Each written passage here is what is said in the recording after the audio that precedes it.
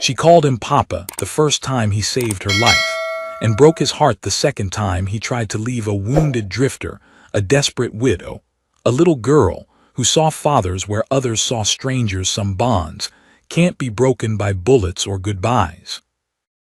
The child's scream cut through the desert morning like a blade through silk. Jack Rourke dropped his coffee cup, spilling the black brew across his bedroll as his hand went instinctively to the Colt at his hip. 20 yards ahead, near the creek bend where he'd been planning to water his horse, a little girl no more than 4 years old stood frozen in the shallows, her tiny dress soaked to the waist. Above her, coiled on the sun-warmed rocks, a diamondback rattler held its head high, tongue flicking, tail singing its deadly song. Jack moved without thinking. His boots splashed into the creek as he scooped the child up with his left arm, his right hand drawing and firing in one fluid motion. The snake's head exploded in a spray of blood and scales, its body writhing uselessly against the stone. The little girl buried her face against his shoulder, her small fists clutching his shirt with desperate strength, and Jack felt something twist inside his chest, something he'd thought was dead and buried with everything else he'd lost. "Papa," she whispered against his neck, the word so soft he almost missed it. "Papa, don't let go."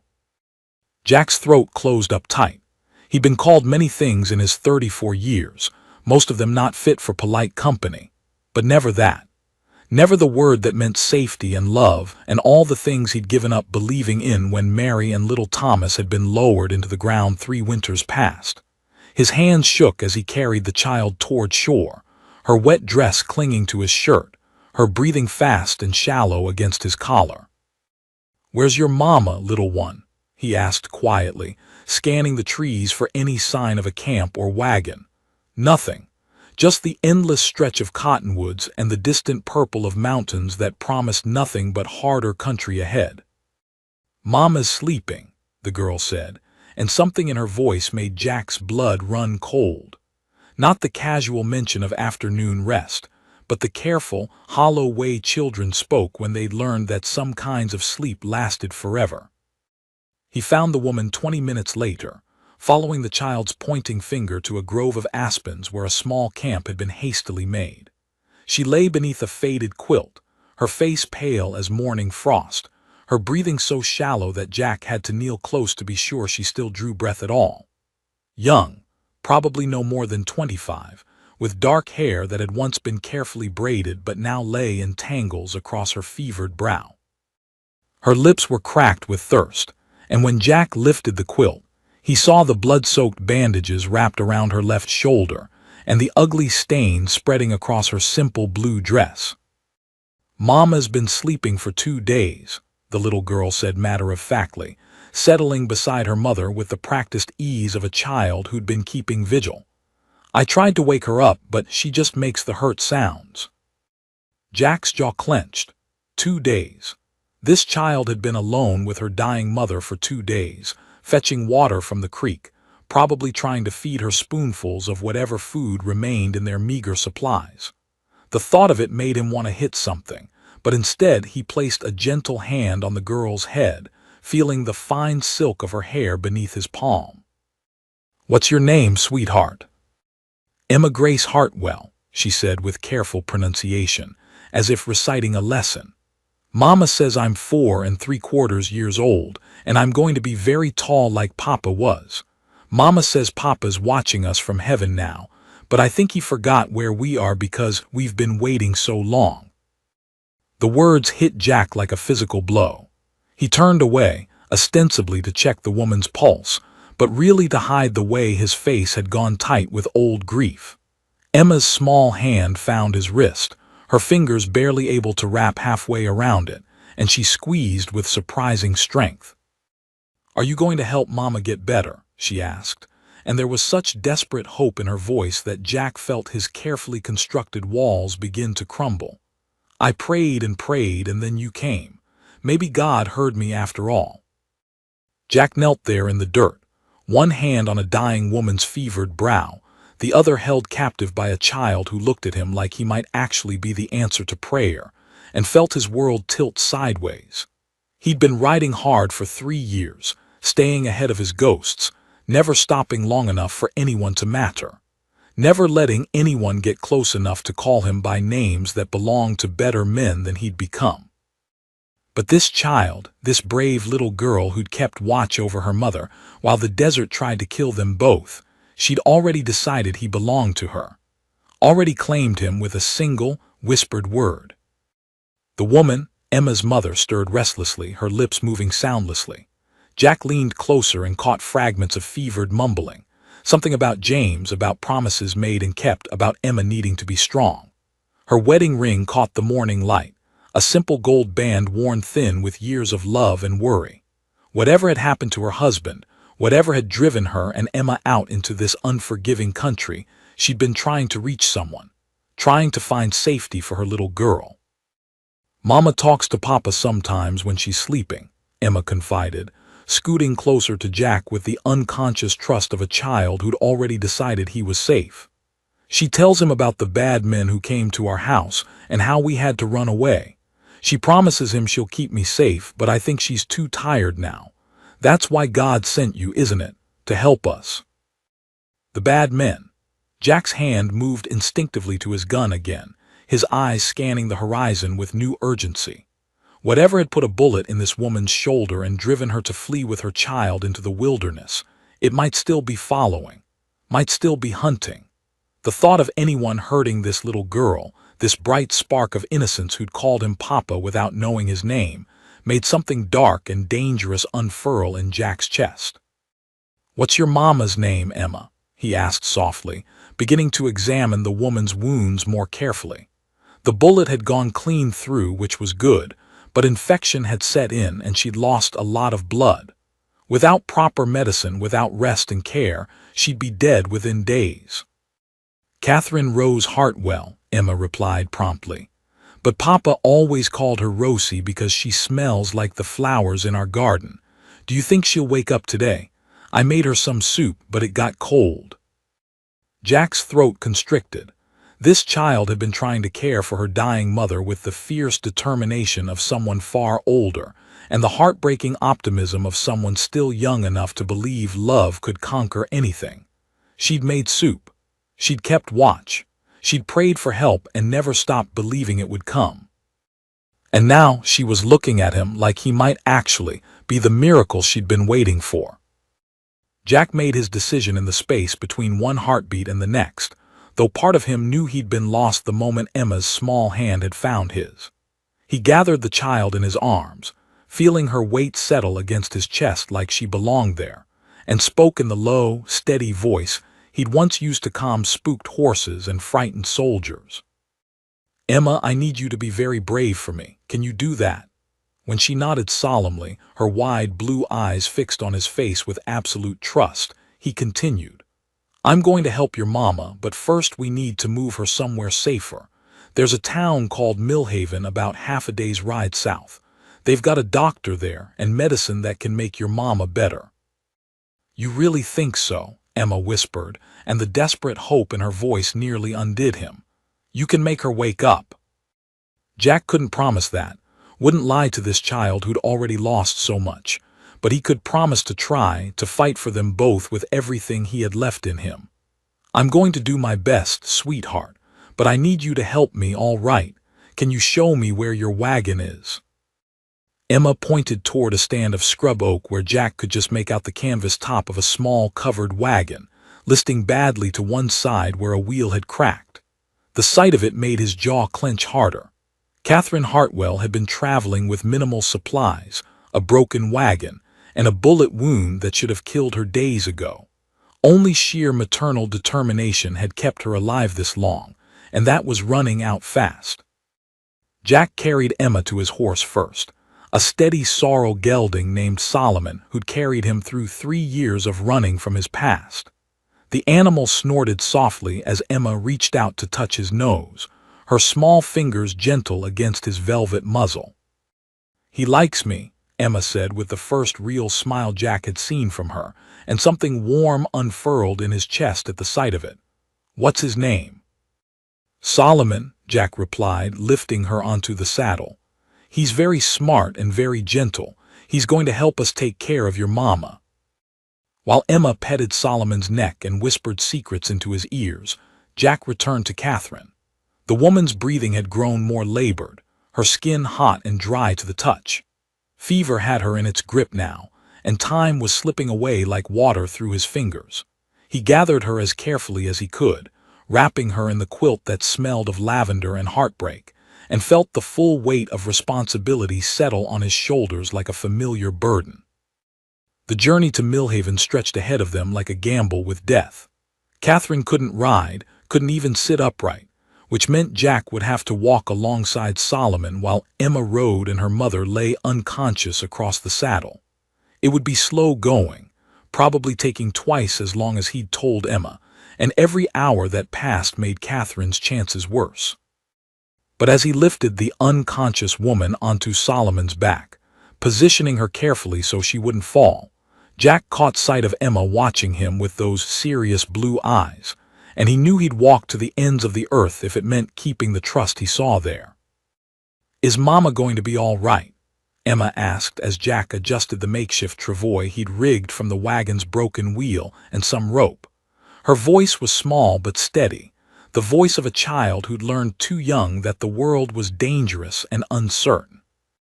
"She's a fighter," Jack said truthfully, securing Catherine's still form, "just like her little girl, and we're not giving up on her." They set out as the sun climbed higher, painting the desert in shades of gold and amber. Jack led Solomon at a steady walk, one hand on the lead rope, the other ready to steady Catherine if she slipped. Emma rode behind her mother, one small hand resting protectively on Catherine's back, as if her touch alone could anchor her mother to the world of the living. For the first hour, they traveled in companionable silence broken only by the creak of leather and the soft plod of Solomon's hooves against the sandy ground. Then Emma began to talk, her voice floating over the desert air like music Jack hadn't heard in years. She told him about their house back in Kansas, with its blue shutters and the garden where her mama grew roses and vegetables. About her papa, James, who'd been tall and strong and who used to carry her on his shoulders while he did the morning chores. About the day the bad men came, riding hard and fast, demanding money her papa didn't have and threatening terrible things when he tried to protect his family. "Papa told them to leave us alone," Emma said, her voice matter-of-fact in the way children describe tragedy. "He said he'd find a way to pay what Uncle Robert owed them, but they laughed and said Uncle Robert was already dead, and now Papa had to pay for his brother's debts. Papa got very angry then, and he told me and Mama to hide in the root cellar." Jack's hands tightened on the lead rope. He'd heard variations of this story before, in a dozen different towns across the territory. Men who borrowed money from the wrong people, who gambled or drank or made deals with devils in human form. When they couldn't pay, their families suffered the consequences. "What happened next, sweetheart?" he asked gently, though part of him dreaded the answer. "There was lots of shouting, and then the loud noises that made Mama cry. When it got quiet, Mama made me promise to stay hidden, but I peeked anyway. Papa was—" Emma's voice faltered for the first time, and Jack heard her swallow hard. "Papa was sleeping on the kitchen floor, but his eyes were open, and there was red everywhere. The bad men were gone, but they'd knocked over all of Mama's flowers and broke her good dishes." Jack's vision blurred red around the edges. James Hartwell had died protecting his family, and these bastards had killed him and left his wife and child to face the consequences alone. No wonder Catherine had run. No wonder she'd risked everything to get Emma away from Kansas. "Mama packed our wagon that same night," Emma continued, her voice growing stronger again. "She said we had to leave before the bad men came back, that they might hurt me next. We drove for days and days, but then Mama got the hurt in her shoulder and she's been sleeping ever since." "Do you know who shot your mama, Emma?" Jack asked carefully. Emma nodded gravely. "The same bad men. They found us at the river crossing near Bent's Fort. Mama hid me under the wagon and told me to be very quiet, but I saw them. They had mean faces and guns, and they were angry that we'd run away. They said Uncle Robert's debt was still ours to pay, and if Papa couldn't pay it, then Mama would have to pay a different way.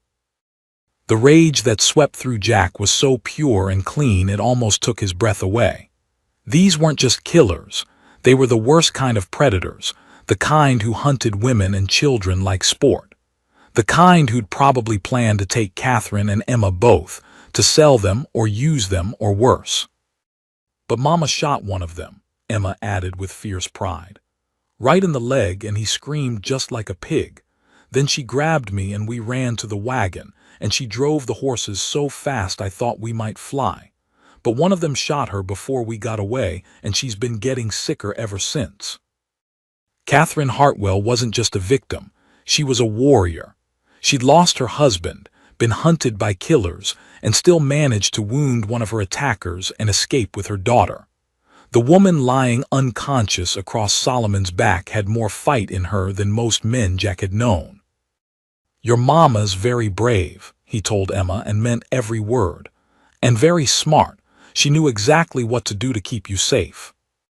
"Are you brave too?" Emma asked suddenly, and there was something in her voice that made Jack look up at her. She was studying his face with those serious blue eyes, as if she could read the truth written there. "Mama says only brave people help strangers. She says that's how you know who the good ones are." Jack's throat worked silently for a moment. Brave. He'd once thought he was brave, back when he'd worn a different uniform and believed in things like justice and honor. Before he'd learned that brave men died just as easily as cowards and left behind just as many graves. "I don't know about brave," he said finally, "but I know about doing what's right, and right now, what's right is getting your mama to that doctor." Emma seemed satisfied with that answer. She settled back against her mother's still form, her small hand stroking Catherine's dark hair with infinite gentleness. "I think Papa would like you," she said conversationally. "He always said the best men were the ones who helped people even when it was hard." The words hit Jack like a punch to the chest. He thought about his own son, about Thomas's bright laugh and the way he'd run to greet Jack whenever he came home from patrol, about Mary's smile and the way she'd made their little cabin feel like the center of the universe, about the graves he'd left behind when grief and guilt had finally driven him to run. Would Thomas have liked the man Jack had become? Would Mary recognize the hollow-eyed drifter who'd spent 3 years running from the memory of their love? "Papa used to say that families weren't just about blood," Emma continued, oblivious to the way her words were tearing through Jack's carefully constructed armor. "He said families were about choosing to love people and take care of them, even when it was scary or hard. Do you think that's true?" Jack's step faltered. He looked up at this little girl who'd lost everything but still believed in love and families and the goodness of strangers, and felt something crack open inside his chest. Something that had been frozen solid for 3 long years. "Yeah, sweetheart," he whispered, his voice rough with unshed tears. "I think that's exactly true." The sun had climbed to its merciless peak when Catherine Hartwell began to die in earnest. Her breathing turned shallow and rapid, her skin burning with fever so intense that Jack could feel the heat radiating from her body even through the quilt. Emma felt it too, her small hand jerking back from her mother's forehead as if she'd touched a stove. "Papa Jack," she whispered, and the name hit him like lightning. "Mama's getting really hot. Is that bad?" Papa Jack. Not Mr., not Sir, but Papa Jack, spoken with the casual intimacy of a child who'd already decided where she belonged. Jack's hands shook as he stopped Solomon and moved to check Catherine's pulse. Weak, thready, racing like a hummingbird's heart. They were losing her, and Millhaven was still hours away. "We need to cool her down," Jack said, forcing his voice to stay calm even as panic clawed at his throat. "Emma, can you climb down for me? Very carefully." He lifted Emma from the saddle, setting her gently on the ground before turning his attention to Catherine. The woman's lips were cracked and bleeding, her dark hair plastered to her skull with sweat. When Jack peeled back the makeshift bandages around her shoulder, the smell that hit him made his stomach lurch. Infection, spreading fast and deadly through her system. "Is Mama going to die?" Emma asked in a very small voice, and Jack's heart shattered at the brave way she asked it, like she was prepared to hear the worst but hoping against hope for better news. Jack knelt down so he was at Emma's eye level, his hands gentle on her narrow shoulders. "Your mama is very sick, sweetheart, but I'm not giving up on her, and neither should you. Sometimes people get sicker before they get better, and we have to be strong for them." Emma nodded solemnly, tears tracking silver lines down her dust-stained cheeks. "What can I do to help?" The question broke something inside Jack's chest. This brave little girl, faced with losing the only parent she had left, was still asking how she could help, still believing that love and determination could conquer anything, even death itself. "You can talk to her," Jack said softly. "Sometimes when people are very sick, they can still hear the people they love. Your voice might help her fight." While Emma settled beside her mother and began a steady stream of gentle chatter about the sky and the flowers they'd seen and how Solomon was the best horse in the whole world, Jack worked frantically to bring Catherine's fever down. He soaked strips of cloth in precious water from his canteen, laying them across her burning forehead and wrists. He checked and rechecked her wounds, cleaning away the infected tissue as best he could with limited supplies. But even as he worked, he could feel time slipping away. Catherine needed real medicine, needed a surgeon's skill, needed things Jack couldn't provide out here in the middle of nowhere. Every minute that passed made her chances worse, and the knowledge sat in his stomach like a stone. "Tell me about the roses in your garden, Mama," Emma was saying, her small hand stroking Catherine's hair with infinite tenderness. "Tell me about the pink ones that smell like candy, and the red ones that Papa said were the color of your lips. I remember, Mama. I remember everything you taught me." Jack's vision blurred. This child was watching her mother die by inches, and she was doing it with more grace and courage than most grown men could muster. She was 4 years old, and she was already stronger than Jack had ever been. "Papa Jack," Emma's voice was smaller now, uncertain. "Mama's not answering me anymore. Is she sleeping deeper?" Jack moved to Catherine's side, his fingers finding the pulse point at her throat. Still there, but weaker now, irregular. Her breathing had become so shallow that he had to watch carefully to see the rise and fall of her chest. "She's very tired," he told Emma truthfully. "Her body is using all its strength to fight the sickness." Emma bit her lower lip, a gesture so achingly familiar that Jack's breath caught. His Mary had done the same thing when she was worried, when she was trying to be brave for everyone else's sake. "Papa Jack, can I ask you something?" Emma's voice was barely above a whisper. "Anything, sweetheart. If Mama goes to be with Papa in heaven, will you still take care of me? I don't have anybody else, and I promise I'll be very good. I won't cry very much, and I can help with cooking and washing and everything." The words hit Jack like a physical blow. This child, this beautiful, brave little girl, was already preparing herself to be orphaned, already trying to make herself useful, valuable, worth keeping. The thought of her believing she had to earn love, had to prove her worth to deserve care, made Jack want to roar his rage at the unfair universe that could steal parents from children and leave them begging strangers not to abandon them too. "Emma Grace Hartwell," Jack said, his voice firm and sure despite the tears threatening to spill down his cheeks. "You listen to me very carefully. If anything happens to your mama, and I'm praying it won't, but if it does, you will never ever be alone again. Do you understand me? You're stuck with me now, whether you cry or laugh or make a mess or drive me half crazy with worry. You're mine to take care of, and I don't give up on what's mine." Emma's face crumpled with relief so profound it was painful to witness. "Really? You promise?" "I promise," Jack said, and meant it with every fiber of his being. "Cross my heart and hope to die." Emma threw her arms around his neck, her small body shaking with sobs that she'd been holding back for days. Jack held her tight, one hand rubbing soothing circles on her back while his eyes stayed fixed on Catherine's still face. This woman had to live. This little girl needed her mother, needed to know that sometimes good people survived, that love could win, that the world wasn't entirely cruel and heartless. "Look," Emma said suddenly, pulling back from Jack's embrace and pointing toward the horizon. "Smoke. Is that the town?"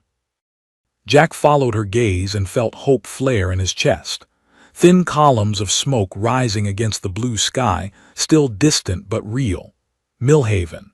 They were close enough now that he could push Solomon harder, could risk the jarring pace that might save Catherine's life.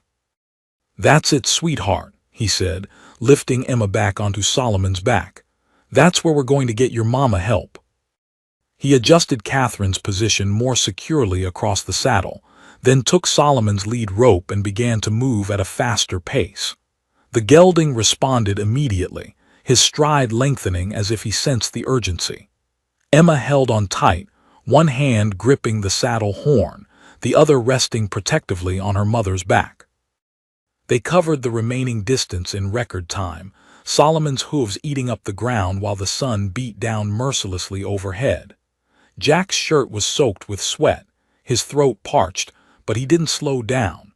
Couldn't slow down. Not when Catherine's breathing was growing more labored with each passing minute. Millhaven rose before them like a mirage, a collection of weathered buildings clustered around a main street that had seen better days. It wasn't much to look at: a general store, a saloon, a boarding house, and what looked like a church. But it had the one thing Jack needed most. A doctor's shingle hung outside a small building near the end of the street, and Jack sent up a silent prayer of gratitude. He didn't bother with introductions or explanations when he burst through the doctor's door, Catherine's limp form in his arms and Emma clinging to his shirt. Dr. Samuel Morrison, a graying man with gentle eyes and steady hands, took one look at Catherine's condition and pointed toward a back room. "Gunshot wound?" Morrison asked crisply, already moving to wash his hands. "Through and through left shoulder. Happened 3, maybe 4 days ago. Infection set in bad." Morrison nodded grimly as he examined Catherine, his fingers probing the angry red edges of her wound. "Fever's dangerously high. I'll need to clean this properly, get some laudanum in her for the pain. Child, you'll need to wait outside." "No," Emma said firmly, her small chin jutting out with stubborn determination that reminded Jack forcibly of her mother. "I want to stay with Mama. I won't get in the way, I promise." Dr. Morrison looked like he wanted to argue, but something in Emma's face, the same fierce protectiveness that had kept her going through days of watching her mother suffer, made him nod instead. "Very well, but you stay right there in that chair, and if you feel faint, you tell me immediately." Jack settled Emma in the wooden chair, then moved to help Dr. Morrison however he could. The next hour passed in a blur of boiling water, sharp instruments, and the acrid smell of carbolic acid. Catherine stirred restlessly as Morrison worked, her lips moving soundlessly, and Emma never stopped talking to her, a steady stream of love and encouragement that seemed to anchor the unconscious woman to the world of the living. "She's fighting," Morrison murmured as he stitched the cleaned wound. "That's good. Shows she's got reasons to live." Jack's eyes found Emma, saw the way the little girl leaned forward in her chair, her small hand reaching out to touch her mother's fingers. "Yeah," he said quietly, "she's got the best reason in the world." It was as Morrison was applying the final bandages that Catherine's eyes fluttered open. Unfocused at first, then gradually sharpening as she took in her surroundings. Her gaze found Emma first, and relief so profound it was painful to witness flooded across her features. "Emma," she whispered, her voice hoarse but wonderfully, blessedly alive. "Baby, are you all right?" "Mama." Emma was out of her chair and beside the narrow bed in an instant, her small hands framing Catherine's face. "You're awake. I knew you'd wake up. Papa Jack said you were fighting, and I told you about the roses and about Solomon and about everything." Catherine's confused gaze moved to Jack, taking in his dust-stained clothes, his worried expression, The way Emma seemed to orbit around him like he belonged to her family. "Papa Jack?" she asked softly. Jack felt heat climb his neck. "I'm Jack Rourke, ma'am. Found you and Emma by Willow Creek."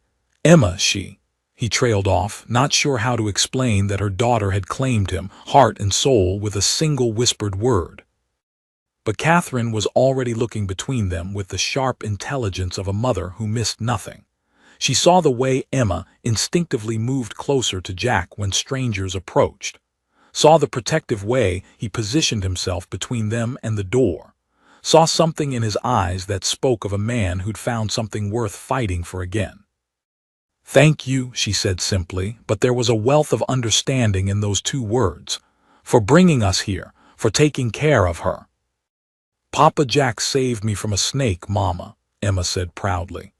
"A big rattler that wanted to bite me, but Papa Jack shot it dead.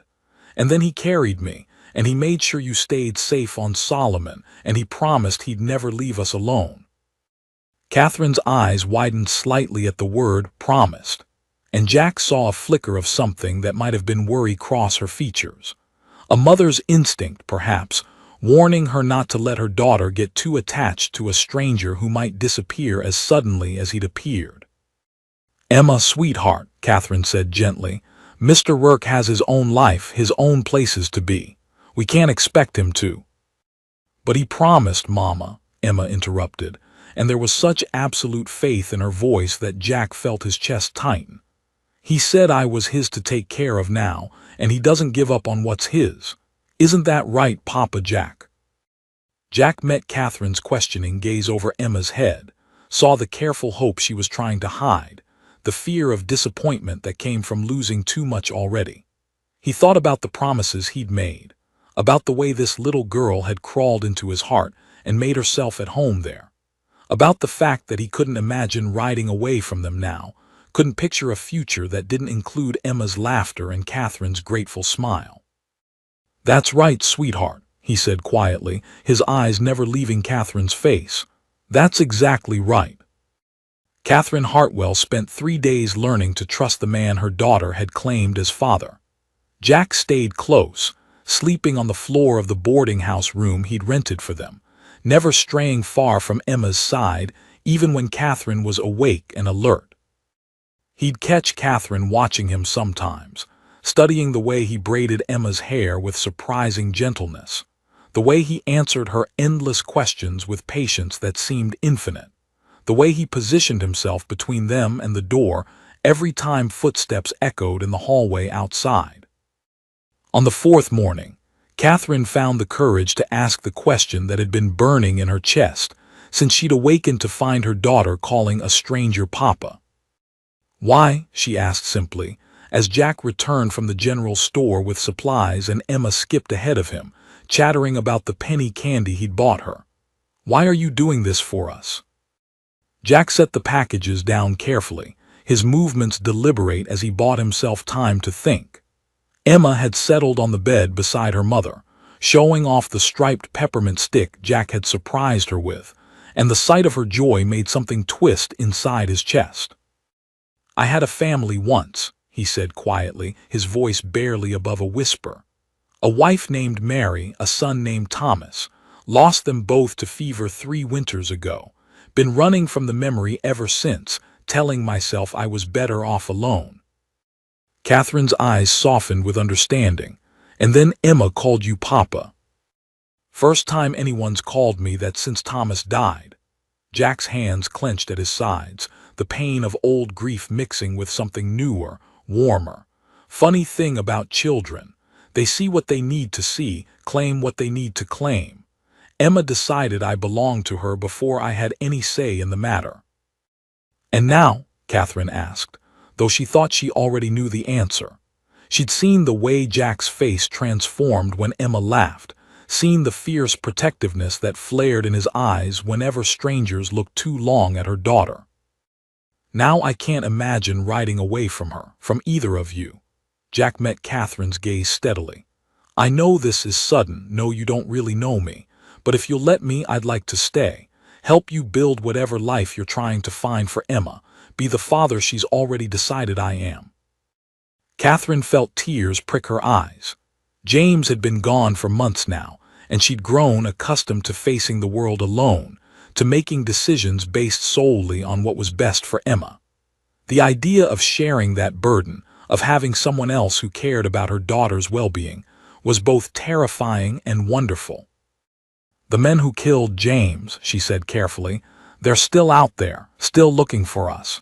If you stay with us, you'll be in danger too."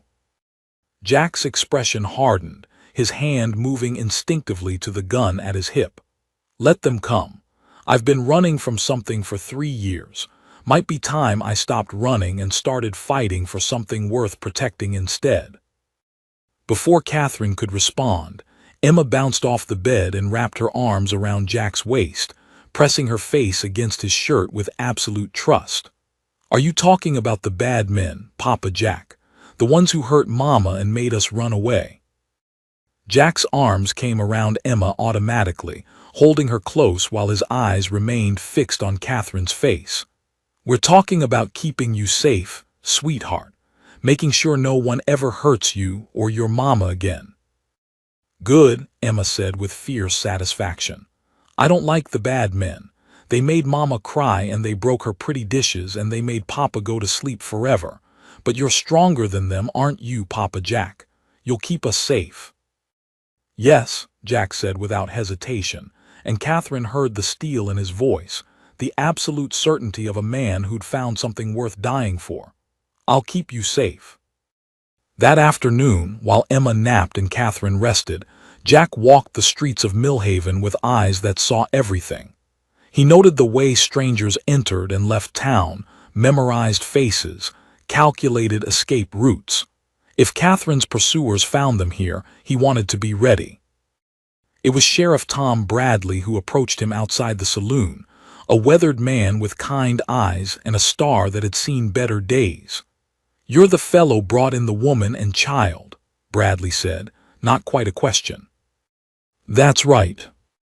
Bradley studied Jack with the careful assessment of a lawman who'd learned to read men's character in their bearing. "Word is she was shot, running from something." Jack's hand moved closer to his gun. "She's under my protection now." "Easy there, friend, I'm not the enemy." Bradley held up a peaceful hand. "But I am curious about who might be following her. Had a few strangers ride through town yesterday, asking questions about a woman and child traveling alone. Didn't much like the look of them." Ice flooded Jack's veins. "What kind of questions?" "The kind that suggests they weren't planning to invite her to Sunday dinner."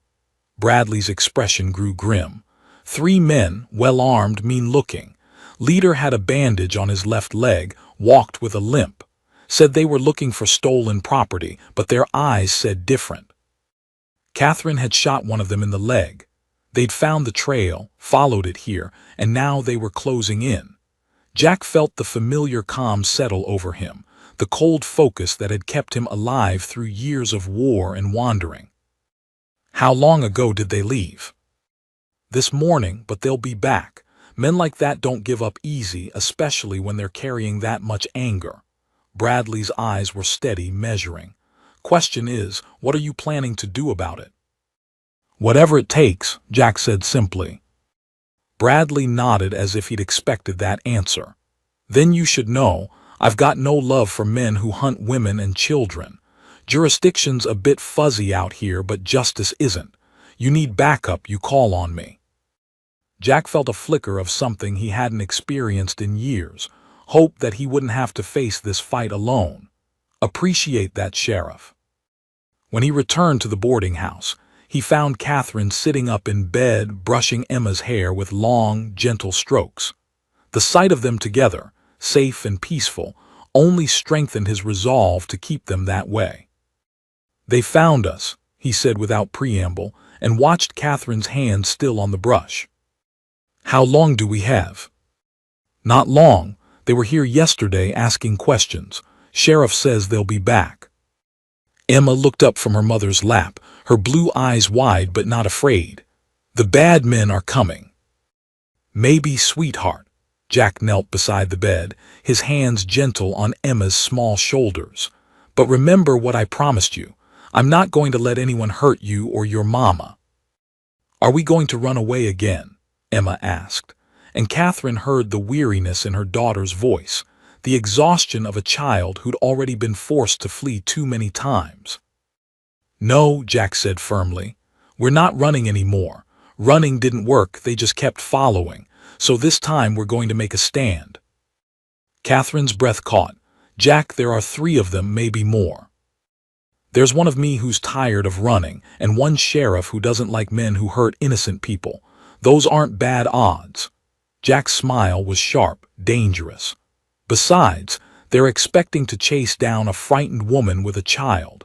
They're not expecting to face someone who's got everything to lose and nothing left to fear." That evening, as the sun painted the sky in shades of gold and crimson, Jack made his preparations. He cleaned his weapons with methodical care, checked his ammunition, planned fields of fire and escape routes. Catherine watched him work, seeing something in his movements that spoke of experience, of a man who'd faced death before and learned to dance with it. "You were a soldier," she said, not quite a question. "Cavalry, fought in the war, then stayed on to deal with renegades and bandits afterward." Jack's hands never paused in their work. "Lost Mary and Thomas while I was off chasing ghosts in the desert. Came home to find them already buried, already gone." "Is that why you've been running?" Jack's jaw tightened. "Couldn't save them.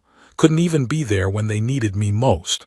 Started thinking maybe I was better off alone, that I'd just let down anyone else who depended on me. And now I've got a little girl who thinks I hung the moon, and a woman brave enough to shoot a man to protect her child. Now I've got reasons to fight instead of reasons to run." Jack looked up from his rifle, meeting Catherine's eyes across the small room. "Now I remember what it feels like to have something worth protecting." Emma had fallen asleep hours ago, curled up between them with her hand resting trustingly on Jack's arm. Catherine reached out, covering his scarred fingers with her own. "Whatever happens tomorrow," she said softly, "I want you to know Emma's not the only one who thinks you hung the moon." Jack's breath caught at the warmth in her voice, at the promise of something he'd thought he'd lost forever. "Catherine." "SHH." She squeezed his hand gently. "Just know that you've given us hope again, given us a reason to believe that good men still exist in this world. Whatever else happens, you've already saved us in all the ways that matter." Outside, the wind whistled through the eaves of the boarding house, carrying with it the scent of approaching storm. But inside, in the circle of lamplight that held them all, Jack Rourke felt something he hadn't experienced in 3 long years. He felt like he was home. They came with the dawn, 3 shadows moving through the morning mist like wolves closing in for the kill. Jack saw them first from his position at the window, their figures outlined against the pale sky as they spread out to surround the boarding house. The leader, the one Sheriff Bradley had mentioned with the bandaged leg, positioned himself directly across the street, while his companions took flanking positions that would cut off any escape routes. "Catherine," Jack said quietly, not taking his eyes off the street below. "Wake Emma, get her dressed and ready to move." Catherine was already stirring, her mother's instincts having sensed the change in Jack's tension even in sleep. She gathered Emma into her arms, the little girl blinking sleepily as Catherine whispered urgently in her ear. "Are they here?" Catherine asked, though she already knew the answer from the set of Jack's shoulders, the way his hand rested on his gun. "3 of them, just like the sheriff said. They're not trying to hide anymore, they know we're trapped." Jack checked his rifle one final time, then moved away from the window. "Listen to me carefully. There's a back staircase that leads down to the kitchen. Sheriff Bradley is waiting there with horses. When I give the signal, you take Emma and go. Don't look back, don't wait for me, just ride hard and don't stop until you reach the next town." "No," Catherine's voice was firm, final. "We're not leaving you to face them alone." "Catherine, be reasonable." "I said no." Her eyes blazed with the same fierce determination that had kept her alive through days of fever and blood loss. "We're a family now, aren't we? That's what you told Emma, what you promised. Families don't abandon each other. Emma had been listening with the solemn attention children gave to adult conversations they sensed were important. Now she slipped from her mother's arms and moved to Jack's side, her small hand finding his with absolute trust. "Papa Jack," she said seriously, "are you going to fight the bad men?" Jack knelt down so he was at her eye level, his hands gentle on her shoulders. "I'm going to keep you and your mama safe, sweetheart. That's what papas do." "But you're not going to go away." Emma's voice was very small, very worried. "You're not going to leave us like my first papa did." The question hit Jack like a physical blow. This child, who'd already lost one father to violence, was terrified that she was about to lose another. The trust in her eyes, the faith that he would somehow make everything right, nearly undid him. "I'm not going anywhere," he promised, and meant it with every fiber of his being. "We're going to face this together, all three of us, and when it's over we're going to find somewhere safe to build the life we talked about." A voice called out from the street below, harsh and demanding. "Catherine Hartwell, we know you're in there, woman. Come on out and bring the child. You've caused us enough trouble." Jack moved back to the window, peering carefully around the edge of the curtain. The leader stood in the middle of the street now, his bandaged leg visible beneath his torn pants. Beside him, his companions had their rifles ready, trained on the boarding house. "You got something that belongs to our employer," the man continued, his voice carrying clearly in the morning air. "Your husband's debt didn't die with him, and neither did his family's obligation to pay. Come quiet, and the child won't be harmed." Catherine's face went white. "They're not just after money," she whispered. "They mean to take Emma." "Over my dead body," Jack said, and there was something in his voice that made Catherine shiver, not with fear, but with recognition of the deadly calm that had settled over him.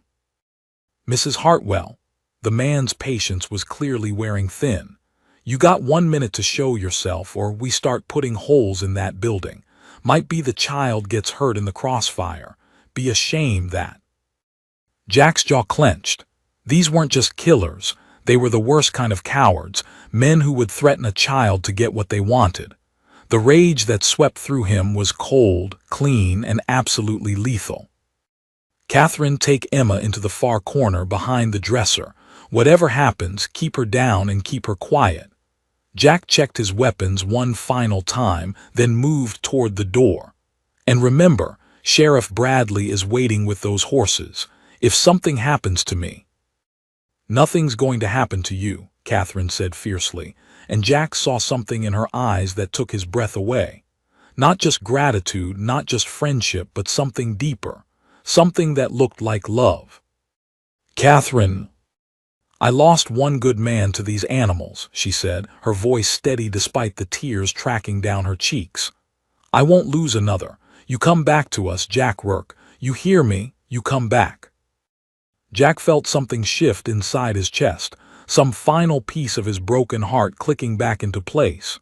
"Yes, ma'am," he said softly. "I hear you." The shooting started 30 seconds later. Jack was halfway down the stairs when the first bullet shattered the front window of the boarding house. He heard Emma's frightened cry, quickly muffled by Catherine's soothing voice, and felt his resolve harden to steel. These men had terrorized his family long enough. Sheriff Bradley was waiting at the back door, his own rifle ready. "They've got the front and sides covered," he said quietly. "But there's a blind spot behind the livery stable. If we can get them to focus on the boarding house—" "I'll give them something to focus on," Jack said grimly. He checked the loads in his Colt, then looked at Bradley with eyes that had gone cold as winter ice. "Give me 2 minutes, then start moving toward that stable. When they realize what's happening, they'll try to run. Don't let them." Bradley nodded once, understanding passing between them without need for further words. Both men had seen enough violence to know that sometimes the only way to stop evil was to meet it with greater force. Jack slipped out the side door and began working his way around the building, using the early morning shadows and his knowledge of the town's layout to stay hidden. The bandits were focused on the boarding house, waiting for Catherine to emerge, confident in their superiority of numbers. They had no idea that death was stalking them through the quiet streets of Millhaven. Jack reached the general store without being seen, positioning himself behind a stack of barrels that gave him a clear line of sight to all three men. The leader was still in the street, his rifle trained on the boarding house windows. The other two had taken cover behind a water trough and the corner of the bank, their attention focused entirely on their target. "Time's up, Mrs. Hartwell," the leader called out. "Last chance before we—" Jack's first shot took him center mass, the heavy rifle bullet spinning him around and dropping him into the dust of Main Street. The man tried to rise, tried to bring his own weapon to bear, but Jack's second shot finished what the first had started. The remaining two bandits spun toward the sound of gunfire, their rifles swinging frantically as they tried to locate their attacker. Jack was already moving, rolling behind a wagon as bullets splintered the barrels where he'd been hidden. From across the street, he heard Sheriff Bradley's Winchester bark twice in rapid succession. One of the bandits screamed and fell, clutching his shoulder. The other broke cover and ran, heading for the horses they'd left tied behind the saloon. But Jack was faster, his longer stride and desperate purpose carrying him around the building in time to cut off the man's escape. They faced each other in the narrow alley behind the saloon, 20 feet apart with nowhere to run. The bandit was young, maybe 25, with scared eyes and shaking hands. Jack felt a moment of pity for him.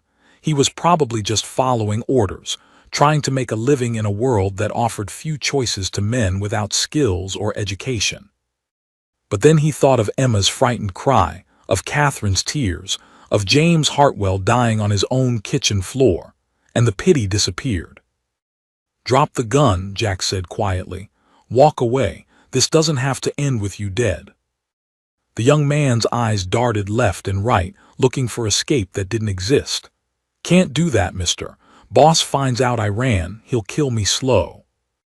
"Your boss is dead," Jack said. "I put 2 bullets in him not 5 minutes ago. You're free now, free to make better choices."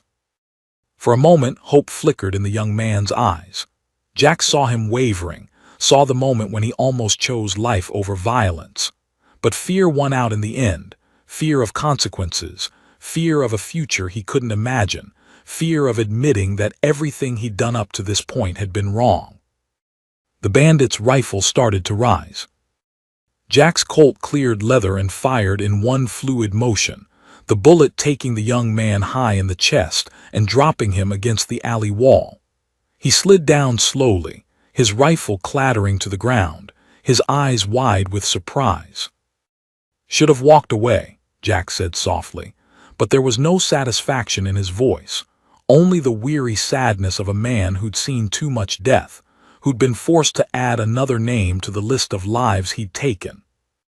When he emerged from the alley, he found Sheriff Bradley standing over the wounded bandit, who was clutching his shattered shoulder and moaning. The street was eerily quiet except for the sound of people cautiously emerging from buildings where they'd taken shelter during the gunfight. "It's over," Bradley said simply. "All 3 of them." Jack nodded, already turning toward the boarding house where Catherine and Emma waited. His family waited. The thought still felt strange, wonderful, terrifying in its implications. 3 hours ago, he'd been a man with nothing to lose. Now he had everything to lose, and the weight of that responsibility settled on his shoulders like a familiar burden. He took the stairs 2 at a time, his heart hammering against his ribs until he reached the room and saw them both safe. Catherine was holding Emma close, both of them pale but unharmed, and when they saw him in the doorway, relief flooded their faces. "Papa Jack," Emma launched herself from her mother's arms and into his, her small body shaking with reaction. "You came back. I knew you would, but I was still scared, and there were loud noises and—" "SHH, sweetheart," Jack murmured, holding her tight while his eyes met Catherine's over Emma's head. "It's over. They can't hurt you anymore." Catherine rose slowly, her legs unsteady, and moved to join them.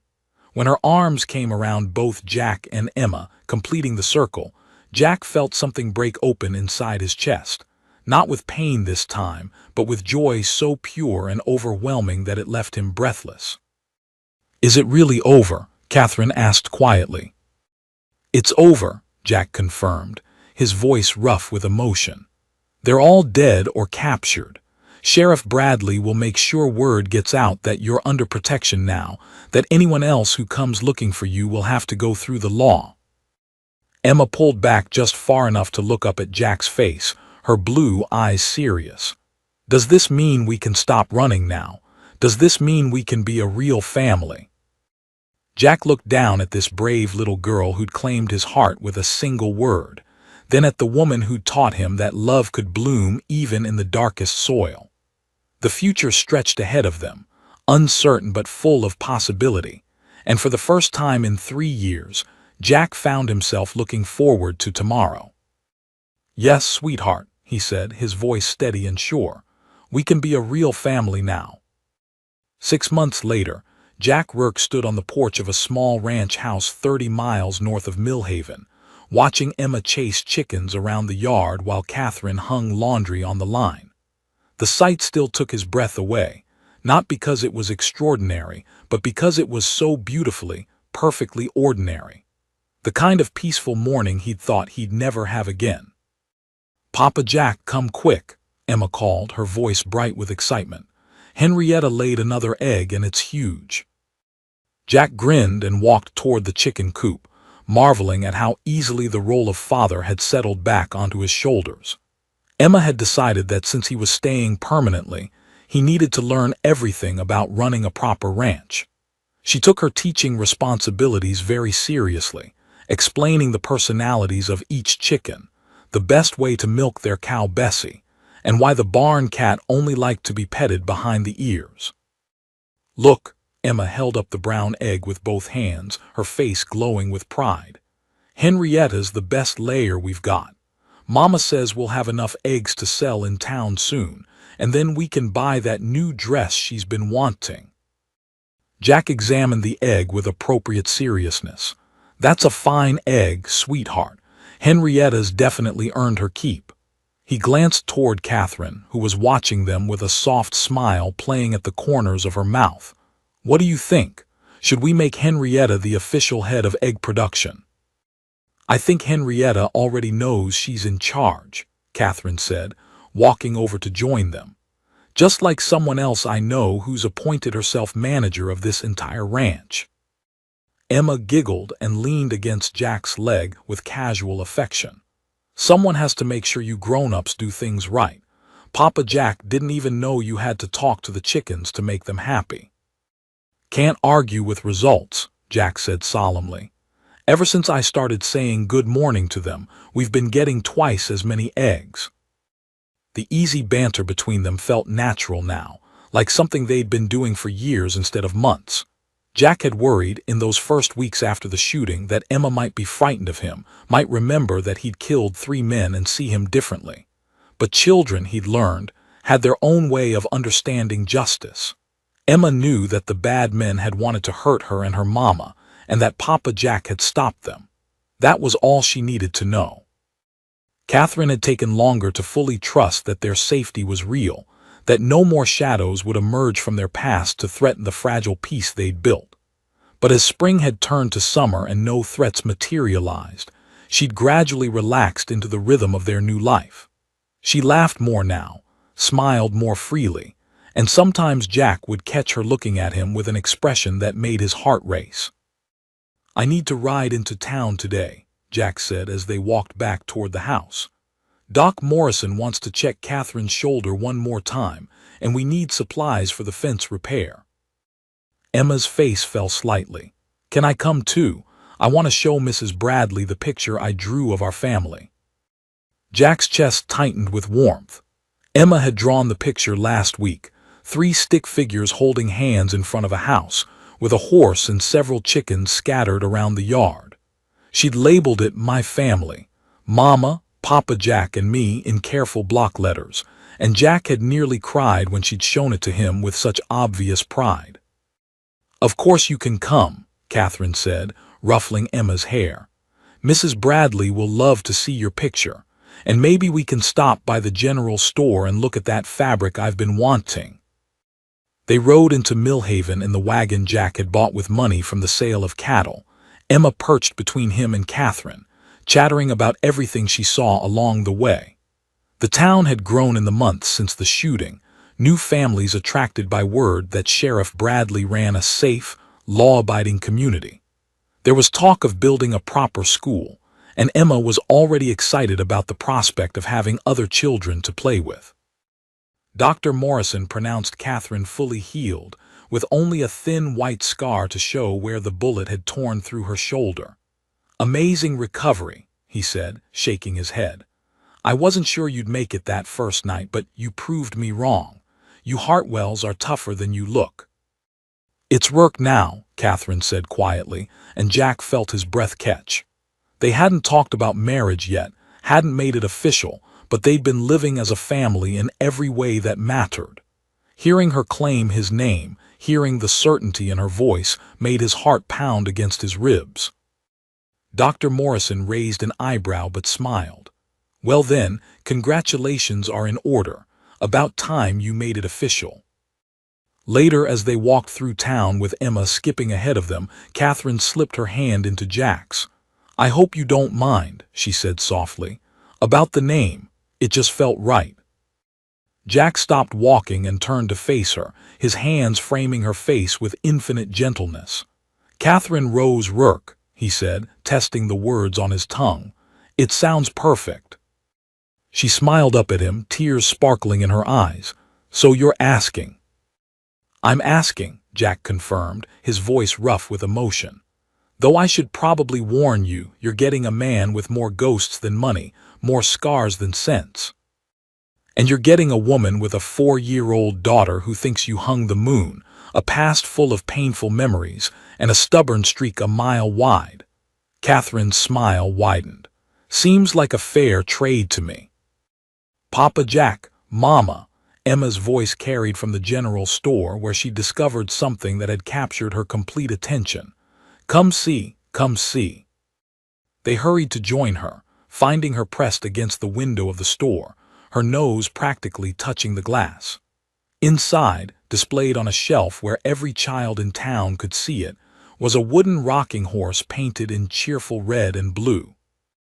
"Isn't it beautiful?" Emma breathed. "It looks just like a real horse except smaller. Do you think maybe someday I could have a rocking horse like that?" Jack looked at the price tag and winced slightly. It wasn't more than they could afford, but it would mean delaying some of the ranch improvements he'd been planning.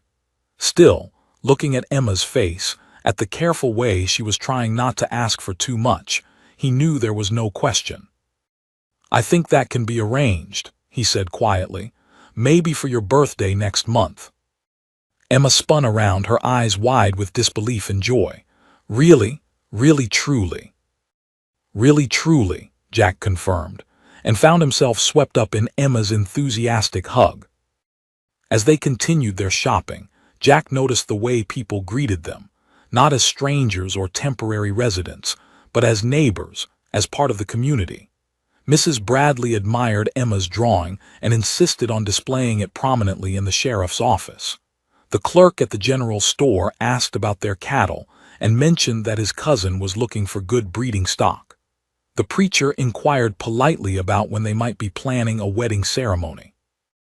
It was that last question that stayed with Jack as they loaded their supplies and prepared for the ride home.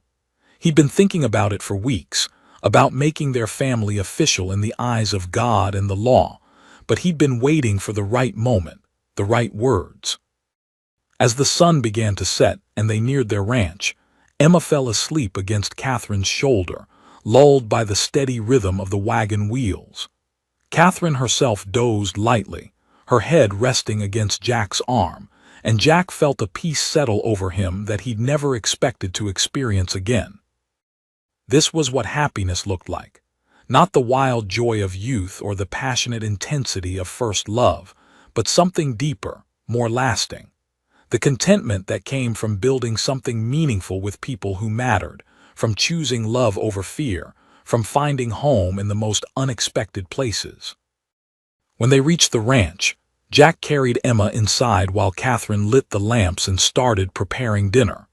The routine was comfortable now, familiar in the best possible way. Emma woke long enough to eat and tell Catherine about everything they'd seen in town, then fell asleep again almost immediately, exhausted by the day's excitement. After Catherine had tucked Emma into bed, she and Jack sat on the porch swing he'd built, watching the stars emerge in the vast Montana sky. The night was warm and still, filled with the sounds of crickets and the distant lowing of cattle. "I've been thinking about what the preacher said," Jack said quietly, his arm around Catherine's shoulders, "about making it official." Catherine was quiet for a long moment, her head resting against his chest. "I've been thinking about it too," she admitted. "James and we had a big wedding with all our families there, lots of flowers and music and celebration. It was beautiful and I was so happy that day." Jack felt his chest tighten, wondering if she was about to tell him she wasn't ready, that the memory of her first wedding was too sacred to replace. "But this feels different," Catherine continued softly. "This feels like something quieter, more private, just us and Emma and God promising to take care of each other for as long as we're able. Does that sound selfish?" "It sounds perfect," Jack said, relief flooding through him. "It sounds like exactly what we need." They sat in comfortable silence for a while, planning their simple ceremony, talking about the future they wanted to build for Emma. When Catherine finally yawned and suggested they go inside, Jack caught her hand and pulled her back for a moment. "Catherine," he said seriously, "I need you to know something. When I found you and Emma by that creek, I was a man with nothing left to lose. I'd given up on everything that made life worth living. But you too, you brought me back to myself. Gave me reasons to hope again, to fight again, to believe that good things were still possible." Catherine's eyes filled with tears. "You saved our lives, Jack." "No," Jack said softly, his thumb brushing away a tear that had spilled down her cheek. "You saved mine." 3 weeks later, they stood before the preacher in the small church in Millhaven, with Emma between them holding a bouquet of wildflowers she'd picked that morning. Catherine wore a simple blue dress that brought out the color of her eyes, and Jack had traded his usual work clothes for a proper suit that made him look distinguished and handsome. When the preacher asked if anyone objected to the union, Emma piped up with, "I object to waiting any longer," which sent ripples of laughter through the small congregation of friends who'd gathered to witness their vows. When Jack slipped the simple gold band onto Catherine's finger, when she promised to love and honor him for as long as they both lived, when Emma threw rose petals over both of them with gleeful enthusiasm, Jack felt the last broken pieces of his heart click back into place. Later, as they drove home as a legally recognized family, Emma chattering excitedly about how she was going to tell all the chickens about the wedding, Jack marveled at the strange ways life could surprise you. 6 months ago, he'd been a man running from his past, convinced he was destined to spend his remaining years alone. Now he was a husband, a father, a man with roots and responsibilities and more love in his life than he'd ever thought possible. "Thank you," Catherine said quietly as they pulled up to their ranch house, where lanterns glowed warm and welcoming in the windows. "For what?" "For stopping that day by the creek, for not riding past when you heard Emma scream, for choosing to stay when everything in you probably wanted to keep running." Jack helped her down from the wagon, his hands lingering at her waist. "Thank you for letting a broken-down drifter become part of your family, for trusting me with Emma's heart, for giving me a reason to believe in tomorrow again."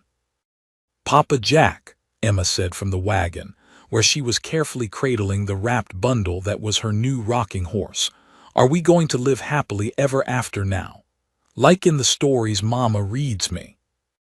Jack looked at his wife, at his daughter, at the home they'd built together from nothing but hope and determination and love. The future stretched ahead of them, uncertain as any future must be, but bright with possibility. "Yes, sweetheart," he said, his voice steady and sure. "We're going to live happily ever after." And under the vast Montana sky, surrounded by the people who had become his whole world, Jack Burke finally understood that sometimes the best families weren't the ones you were born into, but the ones you chose to build with courage, love, and the wisdom to recognize a miracle when it knocked on your door in the form of a frightened woman and a little girl who whispered "Papa" to a stranger and changed his life forever.